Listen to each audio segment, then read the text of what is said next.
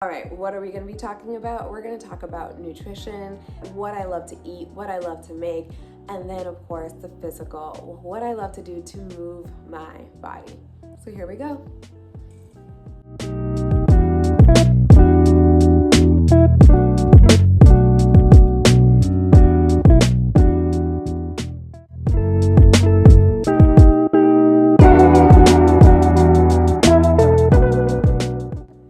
Okay, so we just got back from Whole Foods, just did a little find, and so I just wanted to share with you guys what I purchased quickly. Everything is under $100. To me, I still think it's expensive. So we have sweet potatoes. I just have two because I had one here already, and of course I'm leaving in about a week. So I just want to make sure like all the food that I have in my place gets used before I travel. I have a pound of grass-fed ground beef, and I separate, so there's 2 pounds in total, separated into a pound each, so when I cook, I don't have to like open all the packages. I have some dates for snacking. I normally don't drink coffee, but lately I just been doing a coffee like on maybe once a week, whatever, nothing too crazy. So I just wanted to buy some coffee grounds. So here we have some coffee. It is a vanilla organic coffee. So this is a Whole Foods brand. And then we have some organic bananas. We have some tomatoes. I have some organic eggs to continue with my breakfast. And to finish us off, I repurchased my almond milk that I always get. I make it with my overnight oats, my matcha, all of that. I have some cut up fruit. So that's strawberry and blueberries, which I love. Organic diced onions. I'm lazy, I'm gonna get them diced. Some Greek yogurt. And then Good Culture cottage cheese. So that's kind of the haul. The meat, I can eat ground beef for everything and anything. So I absolutely love it. And then the eggs are perfect for breakfast, just right amount. I have dates, I have berries for my snacks. And yeah, I don't have much for dinner. Usually it's like the same meal that I have for lunch. I'll just try to make a variation of it. I have some potatoes. I do have some groceries still left over in the fridge, but that's essentially the haul and what I love to buy to continue to keep myself healthy. And this is just a consistent purchase that I make, so I know exactly what my meals will look like throughout the week. So that's my nutrition part of my life. Everyone, it is Woody. And today, this is what we're gonna be talking about, guys. We're gonna be talking about resetting our year with the 7 dimensions of health. So these are kind of like dimensions or kind of blocks or storage units, if you want to use it that way for visual concepts, where you yourself will take into account where you currently are in these dimensions. So I've spoken about these dimensions before. We have the physical, we have the emotional, we have like the mental, social, kind of like in line with the emotional. We have the intellectual, vocational, we have the environmental, we have the spiritual. So all of these essentially are meant to be filled equally, so that way one individual can have the healthiest life possible. When we used to think about health and wellness, a lot of us just thought about the physical, and that's it. Fill that cup and you're good. But what we've realized is that the physical isn't enough, right? There are other things that we require in order for us to have the holistic point of view of what health and wellness is. So for me, I really enjoy the idea of 7 dimensions of health. It's not like a concrete like equation that if you X, Y, and Z, you know, all that stuff. But it's something that I tend to use for myself, and it's a concept I teach my students because it's easy to kind of grapple with, because one can actually analyze their life and see like, I'm kind of like falling behind here, and I realize like this type of stress actually hurts me mentally, physically, emotionally, all that stuff, financially. So we're just going to talk about the first dimension, which is physical dimension. Physical dimension, it's not just the physical. So it's not just about like your workouts, things that you do every single day, your walks, your exercises, not that. It's part of it, but the other side of it is also like, what are you feeding your body? So yes, the food, but also like, what are you drinking? What are you putting on your skin? Type of makeup you're using when you take your makeup off, and what are you using for that? Are you leaving your makeup on too long? Like, these are the little things that we need to start taking into account to realize like, oh, when I leave my makeup on too long, or I'm wearing makeup every single day, I'm sweating, it's hot, I break out. These breakout causes X, Y, and Z, and then stress. Like, these are all health things we need to take into account. It could also be like, you decide to get facials once a month. That's something that you allow yourself to do every single month to take care of your skin. That is the physical dimension. So for me, this is kind of like the reset moment. I kind of started doing my physical dimension change about like 3 or 4 months ago. So I started with 75 hard, which I talk in length about on this page already. After 75 hard, there was like a perfect switch where I didn't stop working out necessarily, but I really adjusted what I put into my body. So I went heavy on the protein, and I started eating more, so that way, more protein, so that way, one, I was snacking less. That was something that was hurting me with the 75 hard. Yes, I was eating clean and healthy snacks, things like that, but it was actually adding more calories. And even though I was doing 2 workouts a day, walking in the afternoon, weight training in the morning, it wasn't enough. Like, that workout wasn't enough for what I was actually eating. So then when I added more protein into my diet and filling my mornings up with food that was gonna replenish me for my workout, game changer, right? I'm having whole meals for breakfast prior to working out. My workouts are a game changer, right? I'm not tired, I'm not exhausted. I'm pushing through a workout more than I've ever done before. And I'm like, oh, there is something to this. So mornings are great. I'm a creature of habit, so I have the same things. I have like my scrambled eggs, and then I add some egg whites in there, and then I'll have a cup or so, like maybe half a cup or maybe a cup, depends how I feel, of yogurt, maybe Greek yogurt, maybe Siggi's Icelandic yogurt, and then I add some fruit up in there. And it's great.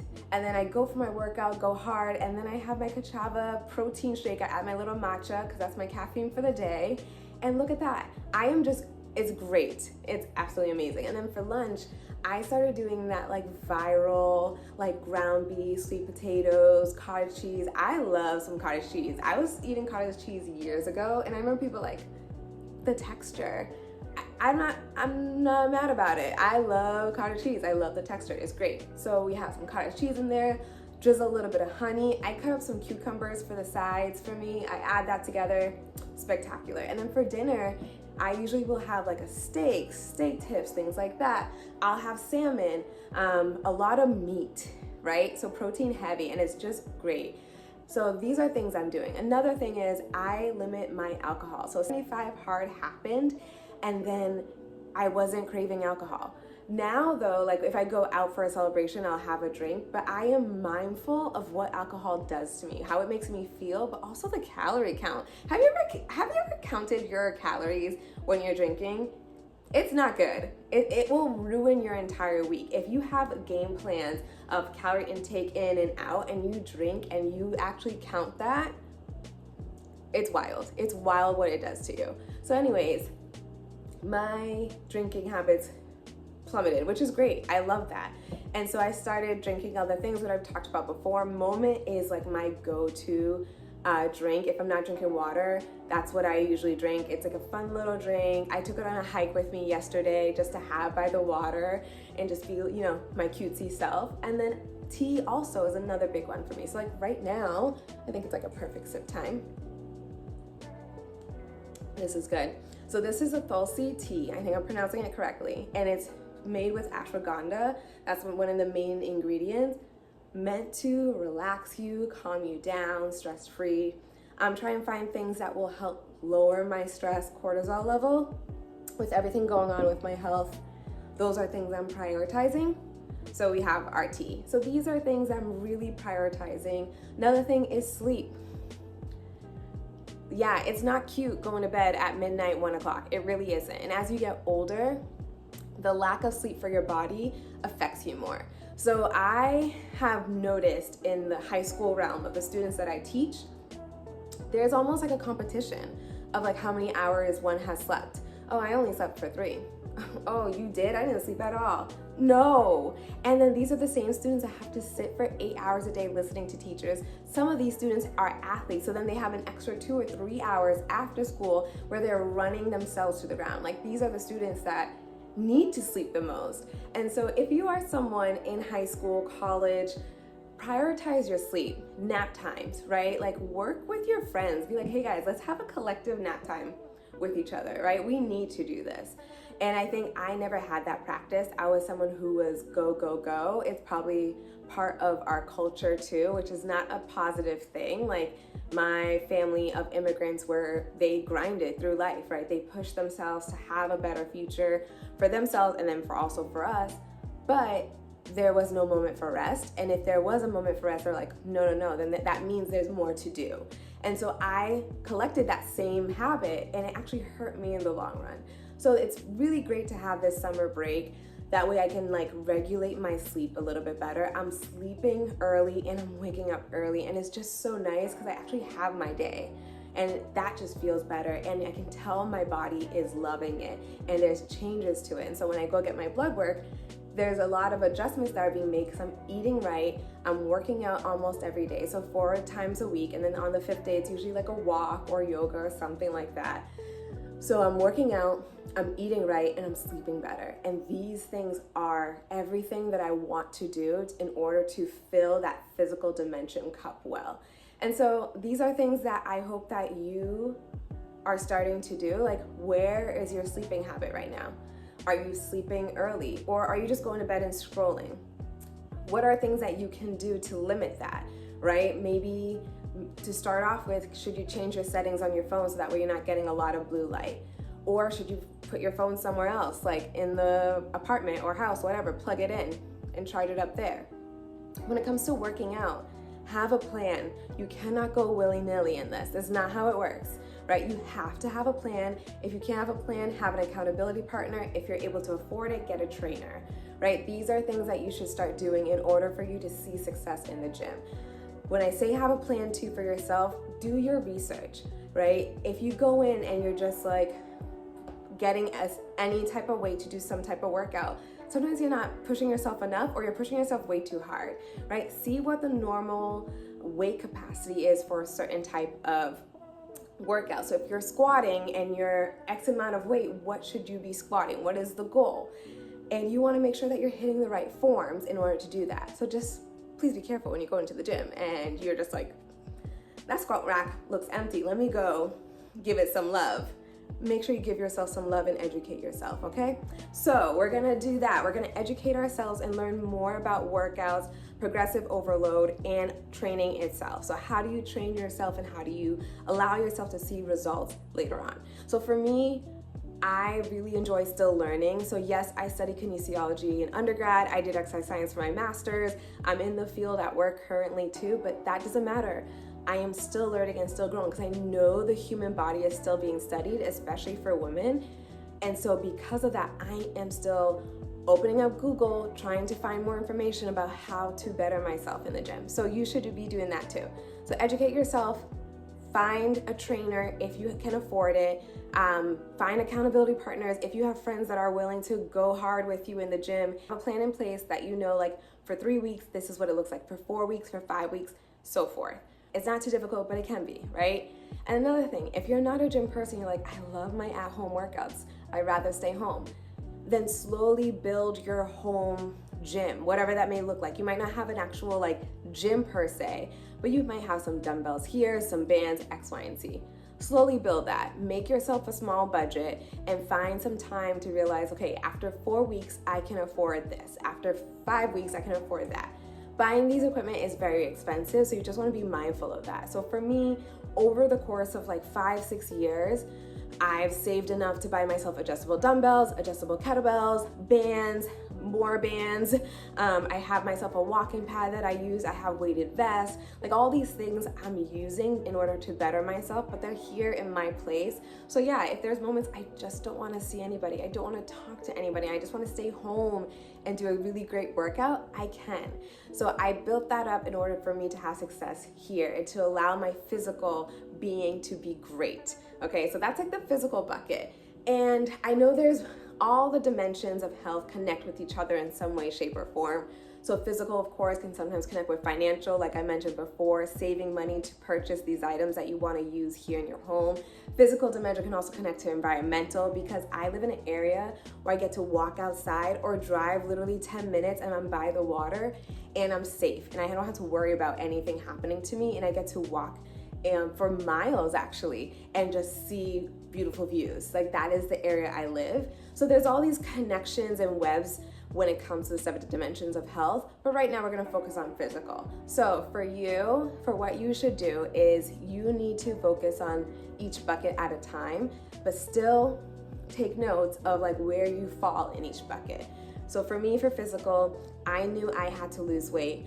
I knew I had to get stronger, and I wanted to up my game when it came to my running. So these are things that I focused on, and my food. Nutrition is key in how you replenish yourself, right? So if I am someone who is running active, I'm active and I'm running constantly, I need to be mindful, how do I replenish myself? What am I using? What am I purchasing in order to make sure that's happening? Do I have the funds to purchase that, or am I just putting it on a credit card that I can't really afford? Those are key things that you need to, take into consideration. These are just the thoughts that I have when it comes to physical dimension and what I'm doing. And right now my physical dimension bucket is being filled and it's consistent, and I kind of have a routine going. So that's really great for me. I'm really happy that I have that. When I go shopping, grocery shopping, have my list, I know exactly what I need to get, and it's perfect. And if I go to restaurants, I look ahead of time. Look at that menu early. Don't wait until you get there and be like, what is that? How much? I don't know. Is that good for me? You also don't want to stress. Like if you didn't look at the menu ahead of time and you really want that meal, just get it. Feed your soul. Like I don't know what to tell you. Feed your soul, and then the next day will happen and just continue on with your life. Like it's not that big of a deal, but if you are wanting to really figure out like every day I want to be conscious of what I'm doing, then yeah, when you go to a restaurant, look at the menu ahead of time, consider what you want to get, and then think about how that day is going to look for you. So for example, I knew last Saturday I was going to go to a restaurant and I was going to eat. So that morning and afternoon, I wasn't like starving myself, but maybe I may have like cut my lunch in half, or breakfast, drink a lot more water than usual. Like these are things I'm considering because I know I'm gonna have a good time. I'm not gonna starve myself throughout the day, and I'm gonna enjoy that dinner. So enjoy your dinner. But that's all I have for physical dimension of health. I hope you guys enjoyed this. And of course, there's little snippets of nutritional thoughts and things like that. So that's all for now. Until next time. Bye.